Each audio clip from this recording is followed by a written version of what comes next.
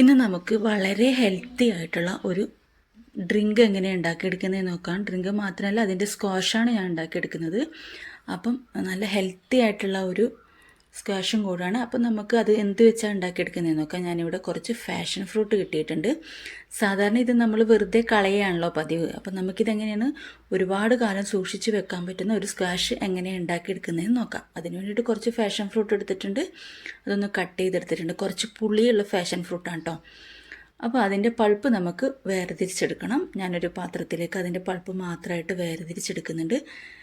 സാധാരണ വേറൊരു നീരൊരു റെഡ് കളറുള്ള ഫാഷൻ ഫ്രൂട്ടിൽ അതിന് ഇത്രയും പുളി ഉണ്ടാവത്തില്ല കേട്ടോ. അപ്പോൾ ഇതിന് ഇത്തിരി കുറച്ച് പുളി കൂടുതലാണ്. അപ്പം നമുക്ക് പൾപ്പൊക്കെ വേർതിരിച്ചെടുത്തിട്ട് നമുക്കിതിൽ ഒട്ടും വെള്ളം ചേർക്കാതെ തന്നെ ഇതിൻ്റെ നീരൊന്ന് അതിൻ്റെ ജ്യൂസ് ഒന്ന് വേർതിരിച്ചെടുക്കണം കേട്ടോ. അപ്പം ഞാൻ അതിൻ്റെ പൾപ്പൊക്കെ എടുത്തിട്ടുണ്ട്.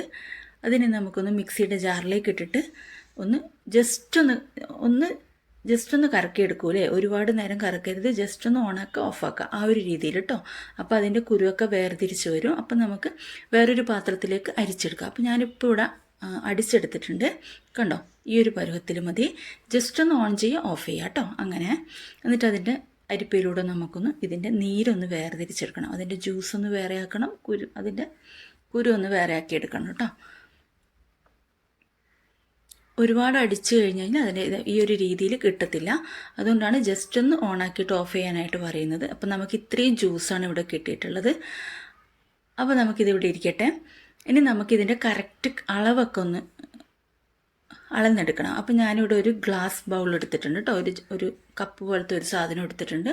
നിങ്ങളുടെ കയ്യിൽ ഏത് പാത്രമാണോ ഉള്ളത് അതിനനുസരിച്ച് അളന്ന് നോക്കുക കേട്ടോ. അപ്പോൾ ഞാനിപ്പോൾ ഇതിലൊരു കപ്പ് ജ്യൂസ് കിട്ടിയിട്ടുണ്ട്. പിന്നെ ഒരു ഇത്രയും കൂടെ ഉണ്ട് കേട്ടോ. ഇത്രയും കൂടെ ഉണ്ട്. അപ്പോൾ നമുക്ക് ഇതിൻ്റെ ഒരു അളവനുസരിച്ച് വേണം ബാക്കിയുള്ള ഇൻഗ്രീഡിയൻസ് ഒക്കെ എടുക്കാനായിട്ട്. അപ്പം അത് ഇവിടെ അളന്ന് ഞാൻ മാറ്റി വെച്ചിട്ടുണ്ട്. അപ്പോൾ ഇതേ ഒരു കപ്പിൽ നമ്മൾ ഈ ജ്യൂസ് അളന്നിരിക്കുന്ന ഇതേ ഒരു കപ്പിൽ ഞാനിപ്പോൾ ഈ കാണിക്കുന്ന ജ്യൂസിൽ ഒരു തരി പോലും വെള്ളമില്ല, വെറും ഫാഷൻ ഫ്രൂട്ടിൻ്റെ ജ്യൂസ് മാത്രമാണ് കേട്ടോ അത്. അപ്പോൾ അതേ കപ്പിൽ തന്നെ ഞാനിപ്പോൾ 2 കപ്പ് പഞ്ചസാരയാണ് ഇട്ട് കൊടുക്കുന്നത്. അത് ഈ ഒരു ഫാഷൻ ഫ്രൂട്ടിന് കുറച്ച് പുളി കൂടുതലുണ്ടെന്ന് ഞാൻ ആദ്യമേ പറഞ്ഞല്ലോ. അപ്പോൾ അതിനനുസരിച്ച് വേണം നിങ്ങൾ പഞ്ചസാര എടുക്കാനായിട്ട്.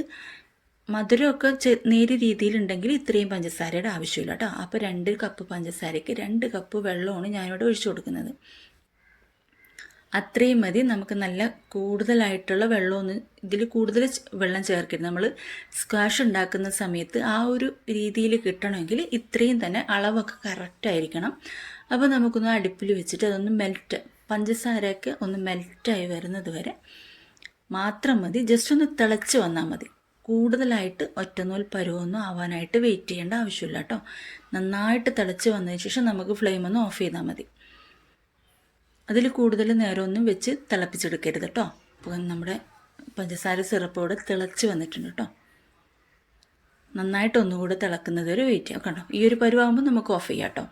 ഓഫ് ചെയ്തിട്ട് ഞാനിവിടെ ഒരു വലിയ ചെറുനാരങ്ങയാണെങ്കിൽ നിങ്ങൾ ഒന്നെടുക്കുക, ചെറുതാണെങ്കിൽ 2. അതിൻ്റെ നീരെടുത്തിട്ട് കുരുവൊക്കെ സെപ്പറേറ്റ് ആക്കിയതിന് ശേഷം അതിൻ്റെ നീരും കൂടെ ചേർത്തിട്ട് ജസ്റ്റ് ഒന്ന് ഇളക്കി യോജിപ്പിച്ചെടുക്കുക.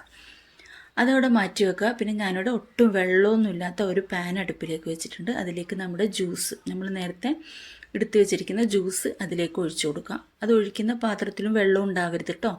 എന്നിട്ട് നന്നായിട്ടൊന്ന് മീഡിയം ഫ്ലെയിമിൽ വെച്ചിട്ട് നന്നായിട്ടൊന്ന് തിളപ്പിച്ചെടുക്കണം. നമ്മുടെ ആ ജ്യൂസ് നന്നായിട്ടൊന്ന് തിളപ്പിച്ചെടുക്കുക കേട്ടോ.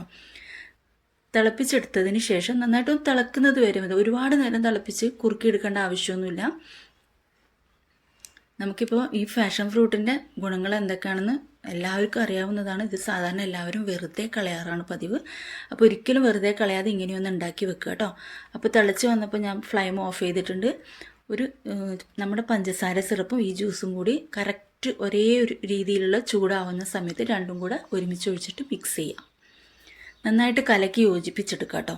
അപ്പോൾ നമ്മൾ നേരത്തെ പഞ്ചസാര സിറപ്പ് ഉണ്ടാക്കുന്ന സമയത്ത് അരിച്ചിട്ടൊന്നും ഇല്ലല്ലോ. അപ്പോൾ അതിലെന്തെങ്കിലും അഴുക്കുകളുണ്ടെങ്കിൽ അതും കൂടെ പോകാൻ വേണ്ടിയിട്ട് നമുക്കിതൊന്ന് ഫൈനലായിട്ടൊന്ന് അരിച്ചെടുക്കാം. എന്നിട്ട് നന്നായിട്ടൊന്ന് ചൂടാറിയതിന് ശേഷം നമുക്കൊരു ഗ്ലാസ് ബോട്ടിലിൽ തന്നെ ഒഴിച്ചു കൊടുക്കണം. അതായിരിക്കും ഏറ്റവും ബെറ്റർ. അപ്പം നിങ്ങൾ നന്നായിട്ട് ചൂട് പോയതിന് ശേഷം ഗ്ലാസ് ബോട്ടിലിൽ ഒഴിച്ചിട്ട് അടച്ചിട്ട് മാക്സിമം ഒരു വർഷത്തിനടുത്തൊക്കെ നമുക്കിത് ഫ്രിഡ്ജിൽ സൂക്ഷിക്കാവുന്നതാണ് കേട്ടോ. അപ്പോൾ ആവശ്യത്തിനനുസരിച്ച് നമുക്ക് ജ്യൂസ് റെഡിയാക്കി എടുക്കാവുന്നതാണ്. വീട്ടിൽ ഗസ്റ്റൊക്കെ വരുമ്പോഴൊക്കെ പെട്ടെന്ന് തന്നെ ഉണ്ടാക്കിയെടുക്കാം. വേറെ എക്സ്ട്രാ ഷുഗറൊന്നും ഇതിൽ ആഡ് ചെയ്യേണ്ട. ഇതൊരു കുറച്ചൊന്ന് ഒഴിച്ചതിന് ശേഷം ഐസ് ക്യൂബ് ഇട്ട് കൊടുക്കാം. പിന്നെ ഐസ് വാട്ടറോ സോഡയോ എന്താണെന്ന് വെച്ച് കഴിഞ്ഞാൽ നിങ്ങൾക്ക് ആവശ്യമുള്ള രീതിയിൽ ഇതൊന്നും ജ്യൂസാക്കി എടുക്കാവുന്നതേ ഉള്ളൂ. എക്സ്ട്രാ വേറെ പഞ്ചസാര ചേർക്കേണ്ട ആവശ്യമൊന്നുമില്ല കേട്ടോ. അപ്പോൾ നിങ്ങൾക്ക് ഈ വീഡിയോ ഇഷ്ടമാണെങ്കിൽ മുഴുവനായിട്ട് കാണുക, സ്കിപ്പ് അടിക്കാതെ കാണുക. പ്ലീസ് ഒന്ന് ലൈക്കും കൂടെ ചെയ്തേക്കാം കേട്ടോ. ഷെയർ ചെയ്യുക. സബ്സ്ക്രൈബ് ചെയ്യാതെ ആരെങ്കിലും വീഡിയോ കാണുന്നുണ്ടെങ്കിൽ പ്ലീസ് ഒന്ന് സബ്സ്ക്രൈബ് ചെയ്യാം കേട്ടോ. Okay, thank you for watching my video. Thank